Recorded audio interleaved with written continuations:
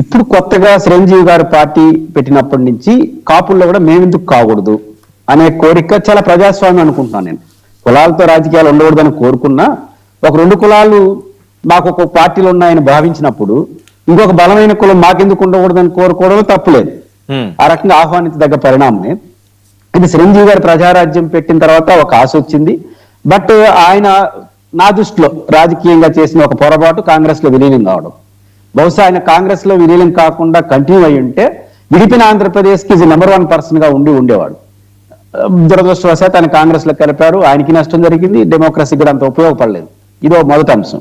విడిపోయిన తర్వాత కూడా అది కంటిన్యూ అవుతోంది. ఒక రెండు కులాలకి ఒక రెండు పార్టీలు ఉన్నప్పుడు మాకెందుకు ఉండకూడదనే భావంలో పవన్ కళ్యాణ్ గారికి ఎలాంటి అభిప్రాయం ఉన్నా మాకు ఒక ఐకానిక్ పర్సనాలిటీగా కాపీ కమ్యూనిటీ అనుకుంటుంది నిజం. అయితే కాపులందరూ ఓట్లేస్తేనే పవన్ కళ్యాణ్ గారు, రెడ్లంతా ఓట్లేస్తేనే జగన్ గారు, కమ్మలంతా ఓట్లేస్తేనే చంద్రబాబు గారు ఎవరు ముఖ్యమంత్రిగా. ఖచ్చితంగా ఇతర కులాలు కూడా కలిసి వస్తేనే అవుతారు. అయితే మా కులం మా పార్టీ అనేది మాత్రం ఈ మూడు కులాల్లో ఉంది, అదొక వాస్తవం.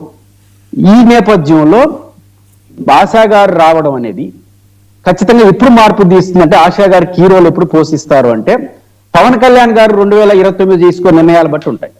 ఈ రోజుకి ఆయన జూపూడి ప్రభాకర్ అన్నట్టు 15 ఏళ్ళు చంద్రబాబు గారు అని అనొచ్చు, రేపు 29 కూడా అట్లా అంటాడా? ఎవరు చెప్పారు? ఈ రాజకీయాలు ఎట్లా మారుతాయి మనకు తెలియదు కదా.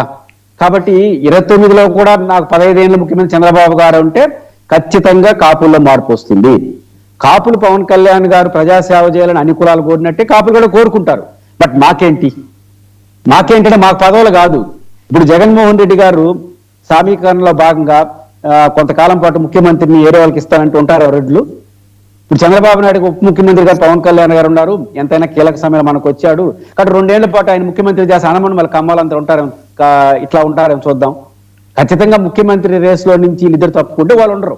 అట్లే పవన్ కళ్యాణ్ గారు కూడా ఈ రోజు వరకు 15 ఏళ్ళు అంటే గమ్మునుంటారు. కానీ 29 ఎన్నికల్లో కూడా 15 ఏళ్ల పాటు చంద్రబాబు గారు మా ముఖ్యమంత్రి అనమను 24లో కాపులు పోలరైజ్ అయినట్టుగా 29లో కావాలనుకుంటే ఎవరు కోరుకోరు. ఎందుకంటే ముఖ్యమంత్రి కావాలని కోరుకున్నప్పుడు అంటే కూటమి పరిపాలన రాంభూపాల్ రెడ్డి గారు అన్నట్టు కూటమి పరిపాలన నచ్చిన కాపులు ఓట్లేయచ్చు. బట్ మావాడు ముఖ్యమంత్రిగా ఉండాలని కాపులు మాత్రం ఓన్ చేసుకోరు. అప్పుడు బెటర్ ఆల్టర్నేటివ్ చూసుకుంటారు. కాబట్టి 29లో పవన్ కళ్యాణ్ గారు ఏ స్టెప్ తీసుకుంటాడు? ఈ రోజు పవన్ కళ్యాణ్ గారు 15 ఏళ్ళు అన్నారు కాబట్టి వెంటనే ఆశా గారు ఇంకొకరు రాధా గారు ఒక పార్టీలో చేరినా లేదా కొత్త పార్టీ పెట్టినా కాపులేం మారతారని నేనైతే అనుకోవట్లేదు. 29 సాధారణ ఎన్నికల్లో కూడా పవన్ కళ్యాణ్ గారు ఇప్పుడున్న స్టాండ్ తోనే ఉంటే మాత్రం కాపు పోలరైజేషన్ ఈ మా ముఖ్యమంత్రి అనే పోలరైజేషన్ అయితే జరగదు.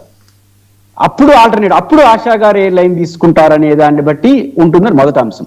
రెండోది ఆశా గారు రాజకీయాలకు రావడం మంచిదే, కులం అనే పాయింట్ కాదు. ఒక యంగ్ పర్సనాలిటీ, ప్రజలకు తెలిసిన వ్యక్తి రాజకీయాల్లో ఉంటే మంచిది. ఎవడెవడో రాజకీయాల్లోకి వచ్చే బదులు ఒక అందరికీ తెలిసిన వ్యక్తి రాజకీయాల్లో ఉంటే తొందరగా ప్రభావితం చేస్తారు.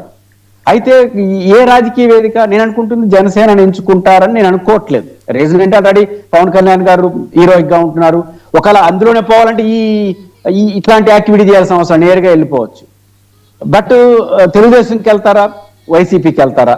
జరుగుతున్న పరిణామాలు మీరు ఇంట్రడక్షన్ లో చెప్పినప్పుడు వైసీపీకి దగ్గరగా అవుతారా అని ఒక ఆశ కూడా ఉండొచ్చు. బికాస్ ఆఫ్ వైసీపీకి కాపులు దూరంగా ఉండడం, పవన్ కళ్యాణ్ గారు ఫ్యాక్టర్ కావచ్చు, అతర కారణాలు ఇచ్చా ఒక పర్సనాలిటీగా వస్తే సంతోషిస్తారు కదా, వారు రావాలి, వైసీపీ రావాలి. అయితే రేపు పవన్ కళ్యాణ్ గారు కానీ నేను ఇంత ముందే చెప్పినట్టు 15 ఏళ్ళ ముఖ్యమంత్రి అని కానీ 29లో కానీ డెసిషన్ చెప్తే మాత్రం ఆశా గారు తీసుకునే నిర్ణయంలో కాపులు వైసీపీకి అడ్వాంటేజ్ గా ఉంటారు. పవన్ కళ్యాణ్ గారు ఏ స్టాండ్ తీసుకుంటే మళ్ళీ మారిపోతాయి పరిస్థితులు. ఓకే, కానీ పవన్ కళ్యాణ్ గారు ఏ స్టాండ్ తీసుకోబోతారన్న బట్టే కాపులు నిర్ణయం ఉంటుంది 29లో. కాదండి, ఇంకొక అంశం, ఈ అంశం ఎలా ఉంటే ఏంటి, జగన్మోహన్ రెడ్డి గారు వర్సెస్ పవన్ కళ్యాణ్ గారు ఏదో వారు ఎలక్షన్ ముందు జరిగినట్లుగా ఇప్పుడు మొదలైపోయింది ఏంటి? 18 నెలల తర్వాత జగన్మోహన్ రెడ్డి గారు ఒక మాట మాట్లాడేసరికల్లా పవన్ కళ్యాణ్ గారు డైరెక్ట్ అటాక్ మోడ్ లో దిగిపోతున్నారు, ఆయన మళ్ళీ రివర్స్ అవుతున్నారు, వైఎస్ఆర్సీపీ వాళ్ళు అందరూ వస్తున్నారు. ఎప్పుడో 3 సంవత్సరాల తర్వాత జరగవలసిన ఎన్నికలు ఇప్పుడే నోటిఫికేషన్ వచ్చినట్లుగా బాగా మండుతున్న నేపథ్యాన్ని ఎలా చూడాలి? వైసీపీలో కొంత మార్పు మీరు చూడండి. పవన్ కళ్యాణ్ గారు ఎప్పుడు ఏం మాట్లాడినా అంతే ఫెరోసస్ గా అంతకన్నా ఎక్కువగా వైసీపీ వాళ్ళు అటాక్ చేసేవాళ్ళు. ఈ మధ్య కొంచెం తగ్గింది, మార్పు వచ్చింది. పవన్ కళ్యాణ్ గారు గట్టిగా మాట్లాడినా వైసీపీ వాళ్ళు అంత గట్టిగా మాట్లాడలేదు. రీజన్ ఏంటంటే కాపుల్లో కొంచెం చర్చ నడుస్తా ఉంది. ఏంటి చర్చ? మనం ముఖ్యమంత్రి అవుతారనుకున్న పవన్ కళ్యాణ్ ఈసారి కాకపోయినా వచ్చేసారని అవుతారనుకుంటే 15 ఏళ్ళు గుండు గుర్తుగా ఆయనకి ఇచ్చేస్తారంటే ఏం సంథింగ్ ఈజ్ రాంగ్. మన ప్రయారిటీ ఏంటనే భావన కాపుల్లో వచ్చినప్పుడు ఈ పవన్ కళ్యాణ్ రోజు తిట్టారనుకోండి జనసేన వైసీపీ వాళ్ళు, అనవసరంగా పోలరైజ్ అవుతుంది. మీరు జగన్మోహన్ రెడ్డి గారు ఈ మధ్య ఎక్కడ పవన్ కళ్యాణ్ గారు అనట్లేదు. మీకు మొన్న సతీష్ రెడ్డి గారు ప్రెస్ మీట్ చూడండి, చాలా కీలక మార్పు చూస్తారు. పవన్ కళ్యాణ్ గారు మేము మీ జోలికి రాకపోతే మీరెందుకు మా జోలికి వస్తున్నారు అంటున్నాడు. ఇంతకుముందు అట్లేదు. ఇది కాపుల్లో చర్చనీయాంశం అవుతుంది. ఇప్పుడు చంద్రబాబు గారు విమర్శించాల్సిన మాటలని పవన్ కళ్యాణ్ గారు అంటున్నారు. అది ఆయన అంటున్నాడా వీళ్ళు అనిస్తున్నారా అని కాలం నిర్ణయిస్తుంది.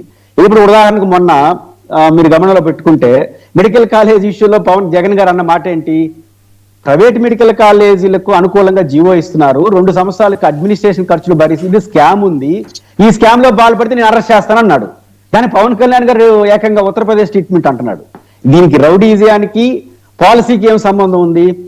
కాబట్టి పవన్ కళ్యాణ్ గారు ఎంత ఫెరోసస్ గా వస్తున్నాడో వైసీపీలో రూట్ మార్చారు. పవన్ కళ్యాణ్ గారు రియాక్ట్ అయినప్పుడల్లా మనం రియాక్ట్ కావాల్సిన అవసరం లేదు. పవన్ కళ్యాణ్ వారి శత్రువు కాదు. లోకేష్ గారి పరిస్థితి అంటే జగన్మోహన్ రెడ్డి గారు మాట్లాడితే అటాక్ చేయాల్సిన బాధ్యత పవన్ కళ్యాణ్ గారిదేనా? ఆయన కొంతకాలం అనుకుంటాను కానీ ఎక్కువ రోజులు ఉండడు. పవన్ కళ్యాణ్ గారు అర్థం అవుతుంది. మనం ఎందుకు జగన్ గారికి ప్రత్యర్థి పవన్ కళ్యాణ్ గారు కాదు, పవన్ కళ్యాణ్ గారి ప్రత్యర్థి జగన్ గారు కాదు. వీళ్ళిద్దరు ప్రత్యర్థులు మనం ఎందుకు ఎవరికి వరకు ఉపయోగపడాలని ఒక రోజు అనుకోడా పవన్ కళ్యాణ్ గారు? రైట్. రాంగోపాల్ రెడ్డి గారు సార్, మీ వెర్షన్ ఏంటి? పవన్ వర్సెస్ జగన్ లా వెళ్తున్నదా ఏపీ పాలిటిక్స్? అట్లా ఏముండదండి, జగన్ వర్సెస్ పవన్ ఏముండదు, ఎన్డీఏ